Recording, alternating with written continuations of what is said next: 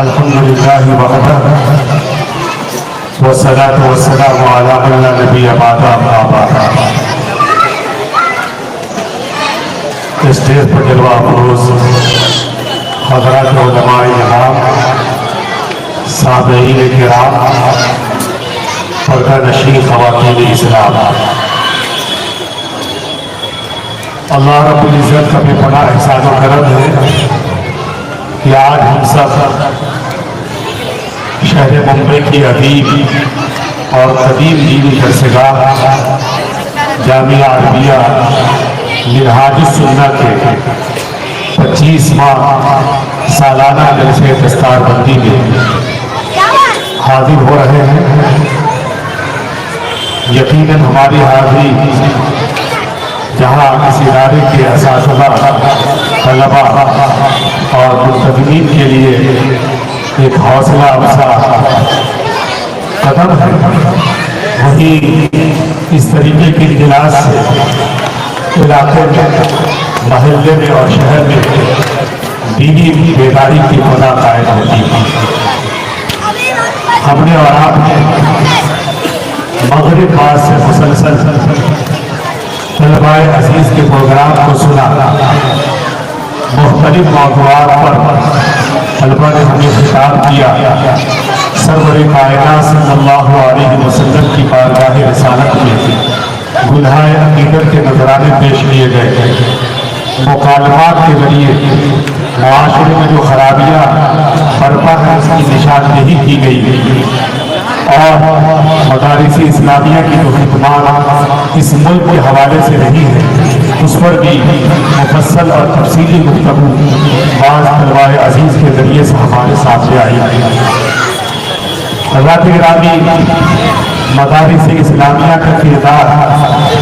مدارس اسلامیہ کے ذریعے سے ہندوستانی مسلمانوں کی آبیاری اور خود اس ملک کو جو تقویت ملی یہ روز روشن کی طرح آیا ہے۔ مدارس اسلامیہ ہی کے اثر کا یہ فیض ہے کہ ہمارے اس ملک کو جو پہلا وزیر اعظم ملا، وہ صرف اس ملک کو جو پہلا وزیر تعلیم ملا ہے وہ صرف ایک وزیر تعلیم نہیں تھے، ایک بہترین سیاست دانی نہیں تھی، ایک بہترین قلمکاری نہیں تھی، ایک بہترین سواد نگاہی نہیں تھی، ایک بہترین خطیب بھی نہیں تھے، بلکہ ایک بہترین مفسر قرآن بھی تھے، حضرت مولانا ابوالکلام آزاد رحمۃ اللہ علیہ۔ وہ کوئی اور نہیں تھے، وہ مدارس اسلامیہ کی پروردگار ہے۔ ہمارے اس ملک کا جب دستور بنا اور دستور ساز کمیٹی کی تشکیل ہوئی اور اس ملک میں ایک جمہوری قانون کو نافذ کرنے کے لیے جو کوششیں اور کاوشیں کی گئی تھی اس میں بھی کوئی عالم دین تھا، حضرت مولانا حفظ الرحمان سیہاروی کو کون نہیں جاتا، وہ کوئی اور نہیں تھے، انہی مدارس اسلامیہ کے پروردگار، انہی بوریا نشینوں میں سے، انہی خانقاہی لوگوں میں سے، لیکن ان کی نظر بلند تھی، ان کی فکر عظیم تھی، وہ جانتے تھے کہ اس ملک کا دستور جب تک جمہوری نہیں بنایا جاتا یہاں کے مسلمان محفوظ نہیں رہ سکتے، چنانچہ اپنے زور اقتدار سے، اپنے زور علم سے اور اپنی سیاست کی سوچ بوجھ سے ملک کو ایک ایسا دستور دینے کی کوشش کی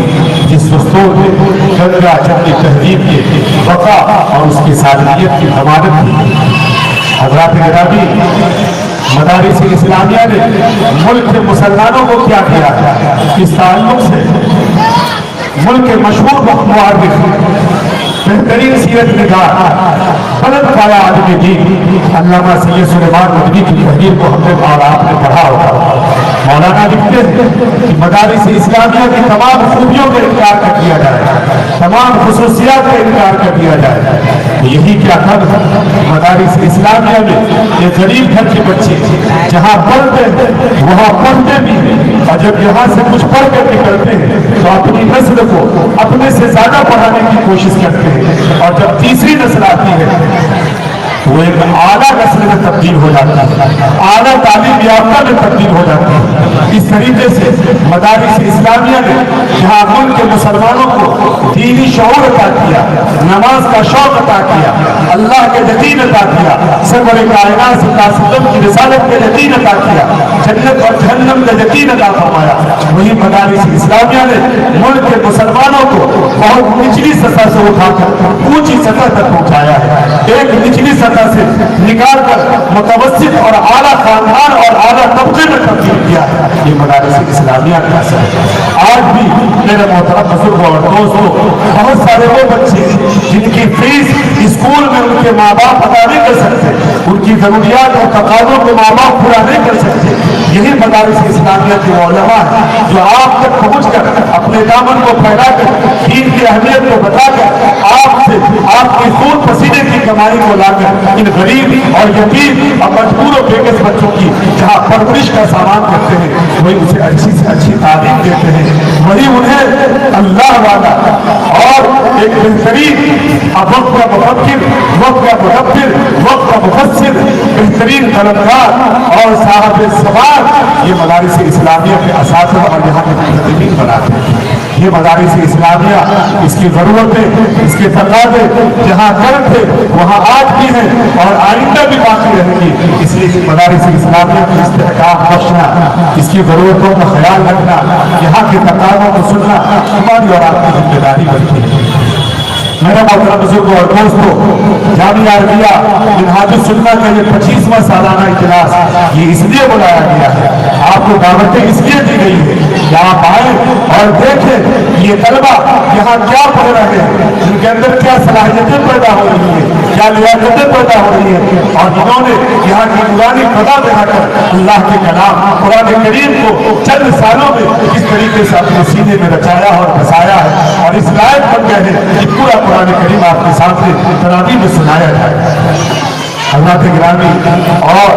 آج ایک دوسرا کام مدارس اسلامیہ نے یہ شروع کیا۔ رات میں مدارس اسلامیہ کے صدر محترم حضرت قاری ساجد خان صاحب جن کی صدارت میں آج پروگرام ہو رہا ہے، جس کے ترجمان حضرت مولانا عبدالقدوس شاکر حکیمی صاحب یہاں تشریف رکھتے ہیں۔ الحمدللہ رات میں مدارس کے ذمہ داروں نے یہ فیصلہ کیا کہ اب ضرورت یہ ہے کہ مدارس اسلامیہ میں دینی تعلیم کے ساتھ ساتھ عصری تعلیم کو بھی لازمی طور پر پڑھایا جائے، اور آج الحمدللہ بمبئی کے مختلف مدرسوں میں دینی تعلیم کے ساتھ ساتھ آج 10ویں تک تعلیم کا نظام قائم ہو گیا۔ خود آپ کا یہ ادارہ جامعہ عربیہ منہاج السنہ الحمدللہ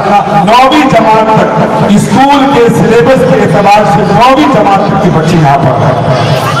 کمپیوٹر کی بھی تعلیم دی جا رہی ہے، سلائی کڑھائی بھی انہیں سکھائی جا رہی ہے، بہترین حافظ بھی بنایا جا رہا ہے، اور کوشش یہ کی جا رہی ہے کہ اگر ایک طرف بچہ حافظ قرآن ہو تو دوسری طرف وہ 10ویں کے سرٹیفکیٹ لے کر آگے چل کر وہ جس لائن میں جانا چاہے اور جو پڑھنا چاہے اس لائن کو اختیار کر کے وہ بہترین تعلیم یافتہ بن جائے۔ الحمدللہ آج دینی اداروں میں یہ کوششیں بھی شروع ہو گئی ہیں اور اس کے بہترین ثمرات اور اس کے نتائج سامنے آ رہے ہیں۔ اللہ تعالیٰ اداروں کو خوب ترقیات عطا فرمائے، اور جن توجہات کے ساتھ آپ ادارے کے استحکام کے لیے کوششیں اور کاوشیں کر رہے ہیں، اللہ تعالیٰ ہمیں اور آپ کو خوب توفیق برکت فرمائے۔ حضرات گرامی، ایک ناظم اجلاس کی ابتدائی طور پر تمہیدی گفتگو اس طریقے سے کرنا ایک ذمہ داری ہوتی ہے، میں نے چند منٹ آپ کا لیا ہے، اب میں اپنے پروگرام کی طرف بڑھتا ہوں۔ آپ سب جانتے ہیں کہ اب تک طلبہ کا پروگرام چل رہا تھا، جو ہماری نشست اول تھی وہ اختتام پذیر تھی، اب دوسری نشست میں ہمیں اپنے اکابر کو سننا ہے، اپنے بڑوں کو سننا ہے، اپنے مہمانوں کو سننا ہے، ان کی گفتگو سے، ان کی تلاوت سے، ان کی نعت خوانی سے، ان کے کلمات سے، ان کے رکھ رکھاؤ سے، ان کی گفتار سے ہمیں کچھ سیکھنا ہے، سامنے عبرت حاصل کرنا ہے، اور اپنی زندگی میں ایک دینی ولولہ، دینی جوش، دینی جذبہ پیدا کر کے اپنے علاقے کے لیے ایک بہترین انسانیت کا درس دینے والا انشاءاللہ ہمیں بننا ہے۔